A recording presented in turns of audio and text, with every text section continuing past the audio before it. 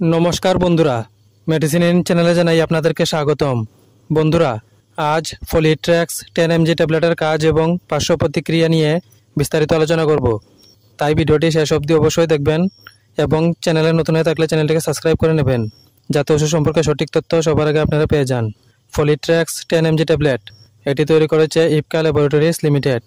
এটি যে উপাদান দিয়ে তৈরি করা হয়েছে তা হলো মেথোট্রেক্সেট 10 মিলিগ্রাম। এটি একটি স্টেপে 10টি ট্যাবলেট থাকে। ফলিট্রেক্স 10 mg ট্যাবলেট বাতের রোগ এবং সোরিয়াসিসের মতো প্রদাহজনক অবস্থার চিকিৎসা করতে ব্যবহৃত হয়। এটি প্রদাহ হ্রাস করে কাজ করে, যা ব্যথা কমাতে পারে এবং জয়েন্ট ও ত্বকের দীর্ঘমেয়াদী আঘাত প্রতিরোধ করতে পারে। এটি কিছু ধরনের ক্যান্সারের চিকিৎসার জন্য ব্যবহার করা যেতে পারে। এটি ক্যান্সার কোষের বৃদ্ধিকে ধীর করে কাজ করে। এই ওষুধ সেবন করার নিয়ম হচ্ছে প্রতি সপ্তাহে একটি ট্যাবলেট খাওয়ার পরামর্শ দিয়ে থাকেন চিকিৎসক। এছাড়া রোগীর সমস্যার উপর ভিত্তি করে ডোজের পরিবর্তন করে থাকেন চিকিৎসক।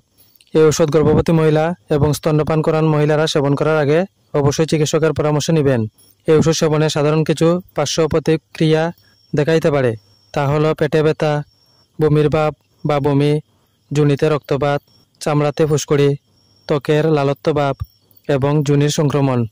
যদি এরকম সমস্যা দেখা দেয় তাহলে ওষুধ সেবন বন্ধ করে অবশ্যই চিকিৎসকের পরামর্শ নেবেন।